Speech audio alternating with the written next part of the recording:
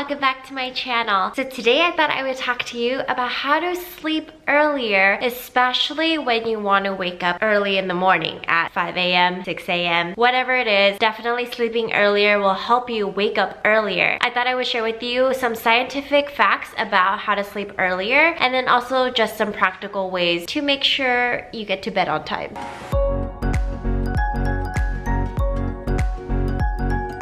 For me, I felt like sleeping early was never an issue for me, but sleeping too much was always something that I struggled with. So I sleep 9-10 hours and I felt like I could sleep on and on and on. And I would also take naps and things like that. So that was me in college. Whenever I'm tired, I'm knocking out. And I found that as I get older, I actually don't fall asleep as easily as I did before.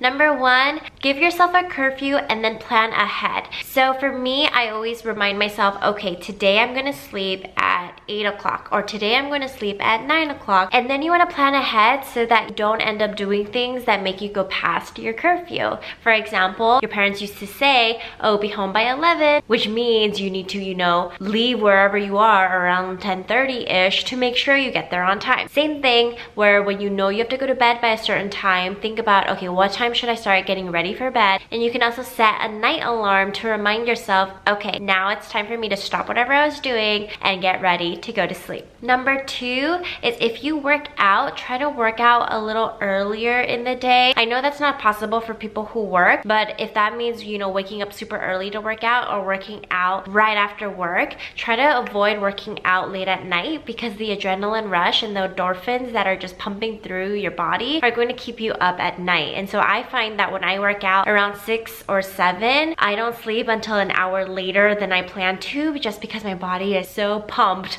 from my workout. Next, you want to black out your room. You don't want any light shining into your room. You want to avoid light as much as possible. Scientifically, the hormone that helps your body sleep is melatonin, and exposure to light during your body's biological night clock, it actually reduces melatonin production and release so that it can make it harder for you to sleep. I find that I cannot have any form of light showing in my room. So if I have a charger that has a light on, I cover it. If my window has lights from my street, I make sure I cover up the blinds and close the curtains.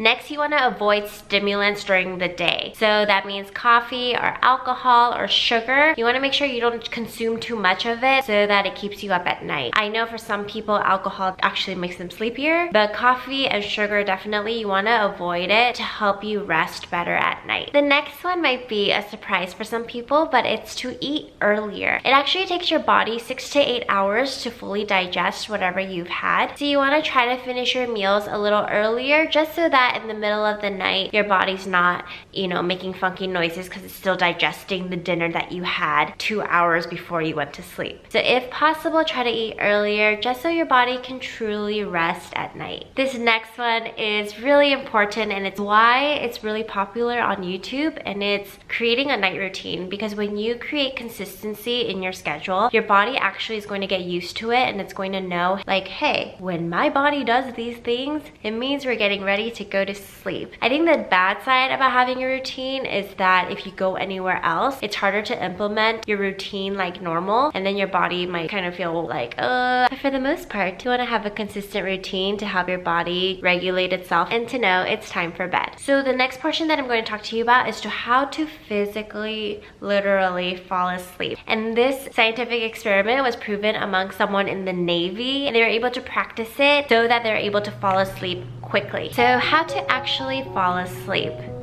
Relax your muscles. Release any tension you might be holding in your face. Relax your jaw, unclench your teeth, drop your shoulder muscles and loosen the tension. Release tension in your legs. You don't want to have any tension anywhere. Clear your mind and remember that anything you're worried about can be taken care of tomorrow. You are now in bed, and it's time for you to relax, unwind, and undo any negative tension you might be holding on to. The next is the 4-7-8 breathing method. So you inhale for 4 seconds, hold it for 7 seconds, and then you want to release the air for 8 seconds. So breathe in for 4, hold for 7, release for 8. And if you're like, oh my gosh, I'm going to suffocate if I hold for 7, practice it. So maybe do it for 4 and then 4 and then 8. But you want to take your time with breathing, and as you're sleeping, you just want to keep counting 4, 7, 8. 4, 7, 8, and your body will relax and you'll fall asleep. This is actually a new method that I learned. A lot of people have also said that this is practiced in yoga, and then people also say, well, as a Christian, like, should we do yoga and things like that. So here's my take on it. I firmly believe that our faith is founded upon our heart. God cares about your heart, and he cares about the intentions behind why you do what you do. Because yeah, you might go to church, but just because you go to church doesn't make you a Christian, because it's all about your heart of what do you truly believe. So when it comes to things like yoga, you know, are you going to yoga to try to get in tune with some other spirituality? Or are you going to yoga and also thanking God for the body that he's given you and the fact that you have a body that can move the way that it does? And also because you're really sore and you're stiff and you really need a stretch, I think that's perfectly fine. But if you're going for any other reason, then yeah, that might be a little questionable. But for the most part, you're okay. Don't worry about it. But definitely, I feel like just relaxing and learning how to breathe is something that is very practical advice for all of us. So I hope you guys enjoyed this video on how to sleep earlier. Please go ahead and try them out. And of course, for those who have been dealing with insomnia for a very long time, it's going to be harder, but I encourage you to stick to it. And also, if you wake up earlier, despite how many hours of sleep you got, if you don't take a nap, you eventually will start falling asleep earlier because you are so tired.